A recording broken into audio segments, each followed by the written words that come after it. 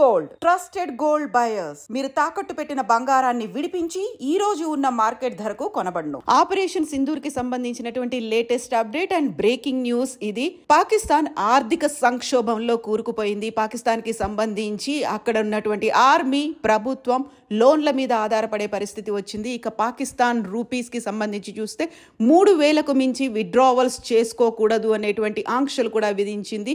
మరోవైపు Pakistan army chief మునీర్ని దించేసినట్టుగా కూడా సమాచారాలు వస్తున్నాయి. ఇంకొక వైపు పాకిస్తాన్ ప్రధాని అబ్స్కాండింగ్ లో ఉన్నారు. ఆయన ఎక్కడికో పారిపోయారు, తలదాచుకున్నారు అనేటువంటి వార్తలు కూడా వినిపిస్తున్నాయి.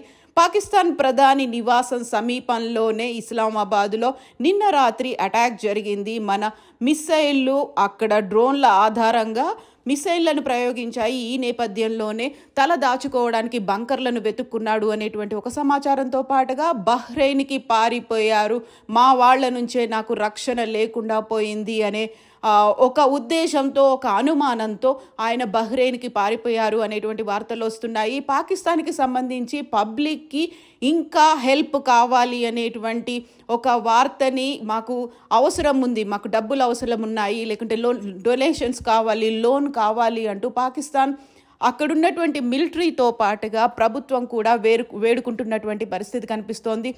స్టాక్ మార్కెట్లు కుప్పకూలిపోయాయి. సహాయం కోసం ప్రపంచ దేశాల వైపు ఎదురు చూస్తున్నది Pakistan. At the same time మునీర్కి సంబంధించినటువంటి ఇప్పటికీ సమాచారం లేదు. పహల్గాం మీద అక్కడ ఉన్నటువంటి ప్రయాణికుల మీద అటాక్ చేసి అక్కడ సందర్శకులని 28 మందిని చంపిన తర్వాత భారతదేశం ప్రతి దాడులను చేసింది. ఆ తర్వాత పాకిస్తాన్ కూడా తన డ్రోన్లని, ఫైటర్ జెట్లని, మిసైల్స్ని ప్రయోగించడం మొదలుపెట్టింది. కేవలం కశ్మీర్లో మాత్రమే కాదు, పాకిస్తాన్కి సరిహద్దులుగా ఉన్నటువంటి కశ్మీర్, పంజాబ్, రాజస్థాన్, గుజరాత్ ఈ 4 రాష్ట్రాల వెంట బోర్డర్స్ని పాకిస్తాన్ పంచుకుంటుంది. ఈ 4 రాష్ట్రాలను హై అలర్ట్ చేసింది కేంద్ర ప్రభుత్వం.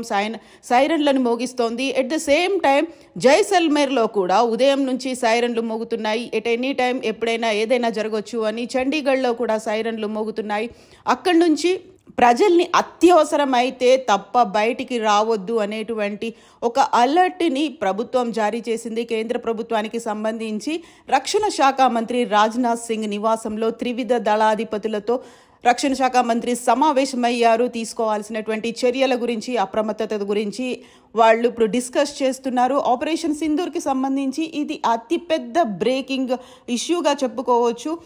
ఆపరేషన్ స్టార్ట్ అయినటువంటి దాదాపుగా 2 రోజుల గ్యాప్లోనే 240 నుంచి 330 వరకు ఫైర్స్ అనేవి బార్డర్ మధ్యలో జరుగుతున్నటువంటి పరిస్థితి ఉంది.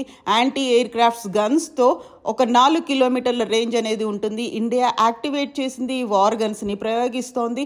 దీంతో పాటుగా ఇప్పటికీ పాకిస్తాన్ అనేది ఆయుధాలని దిగుమతి చేసుకుంది చైనా నుంచి. ఈ నేపథ్యంలోనే బలూచిస్తాన్ కూడా ఫ్రీ అయ్యే దిశగా కనిపిస్తోంది. కాబట్టి అక్కడ కూడా ఒక రెబెల్ అనేది ఒక స్టార్ట్ అయిపోయింది. అక్కడ వాళ్ళందరూ కూడా నిరసనలు చేస్తున్నారు. అక్కడ నుంచి పాకిస్తాన్ ఆర్మీని తరిమేశారు. పాకిస్తాన్ మిలిటరీ, బలూచిస్తాన్ మిలిటరీ యాక్టివ్గా అయింది. ఈ నేపథ్యంలోనే చైనా కూడా అప్రమత్తమైంది. ఇరు దేశాల మధ్య సమన్వయం ఉండాలని కోరుతోంది. ఎందుకంటే ఇప్పటికీ పాకిస్తాన్ యూజ్ చేస్తున్నటువంటి ఫైర్ జెట్లు కావచ్చు, డ్రోన్లు కావచ్చు, మిసైల్స్ కావచ్చు, ఇవన్నీ కూడా చైనా నుంచి దిగుమతి చేసుకున్నవే. అది ప్రపంచ దేశాలకు కూడా ఎక్స్పోజ్ అవుతోంది. కాబట్టి చైనా కూడా సంయమనం పాటించాలి అనేటువంటి ఒక మాటతో ముందుకొచ్చింది. ఇక అమెరికా కూడా అదే నినాదాన్ని తీసుకుంది, సంయమనం పాటించాలి. కొన్ని దశాబ్దాలుగా ఇది జరుగుతోందని. అయితే అతిపెద్ద విషయం ఈ 2 రోజులుగా జరుగుతున్నటువంటి ఈ దాడులకి సంబంధించి ఒక యుద్ధ వాతావరణం ఉంది. మన దగ్గర ఉన్నటువంటి ఈ 4 రాష్ట్రాల్లో అప్రమత్తమైనప్పటికీ కూడా పాకిస్తాన్కి సంబంధించి ప్రధాని ఎక్కడున్నారు, షాబాజ్ ఎక్కడున్నారు అనే దాంతో పాటుగా ఆర్మీ చీఫ్ మునీర్ ఎక్కడున్నారు అనేటువంటి ఈ వార్తలు కూడా, స్పెక్యులేషన్స్ కూడా ఉన్నాయి. మొత్తానికైతే ఎకనామికల్లీ, మిలిటరీ పరంగా చూసుకున్నట్టయితే పాకిస్తాన్ ప్రపంచ దేశాల వైపు ఎదురు చూస్తోంది. క్రౌడ్ ఫండింగ్ కోసం అడుగుతోంది. ఒకవైపు ప్రజల దగ్గర నుంచి, మరోవైపు బ్యాంకుల దగ్గర నుంచి, వరల్డ్ బ్యాంకును కూడా అడుగుతున్నటువంటి పరిస్థితి కనిపిస్తోంది. అతలాకుతలమైంది, ఆర్థిక సంక్షోభంలో ఉంది. ఎట్ ద సేమ్ టైం భారతదేశానికి సంబంధించి చూస్తే ప్రతి చోట కూడా హై అలర్ట్ ప్రకటించారు. ఓవరాల్గా అయితే ఒక హెవీ లాస్ జరగకుండా చూడాలి. ఎందుకంటే ఇప్పటికే అయితే షెల్స్ అనేవి ప్రయోగాలు జరుగుతూనే ఉన్నాయి. డ్రోన్స్తో రాత్రంతా కూడా మన దగ్గర ఉన్నటువంటి ఎయిర్ బేస్లని టార్గెట్ చేసుకుంటూ చేసుకొని పాకిస్తాన్ మిసైల్స్ని ప్రయోగిస్తే అంతకు మించి మనం కూడా సుదర్శన్ చక్రంలాగా అడ్డుపడి వాటన్నిటిని నిర్వీర్యం చేసినటువంటి పరిస్థితి రాత్రంతా ఉంది. అయితే ఉదయం నుంచి కూడా అవే పరిస్థితులు కనిపించబోతున్నాయి. కాబట్టి అలర్ట్ చేయాలి అని సైరన్లు మోగిస్తున్నారు. ఈ 4 రాష్ట్రాలని అప్రమత్తం చేశారు. ఎట్ ద సేమ్ టైం భారతదేశంలోనే ఉన్నటువంటి మిగతా రాష్ట్రాలన్నిటికి కూడా ఒక అలర్ట్ మెసేజ్ అయితే వెళ్ళింది.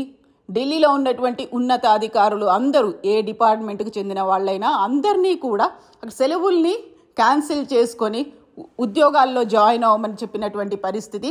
ఓవరాల్గా అయితే 2 రోజుల ఎఫెక్ట్ అనేది పాకిస్తాన్ మీద విపరీతంగా పడింది. మన వార్ గన్స్ చాలా యాక్టివ్గా పనులు చేస్తున్నాయి.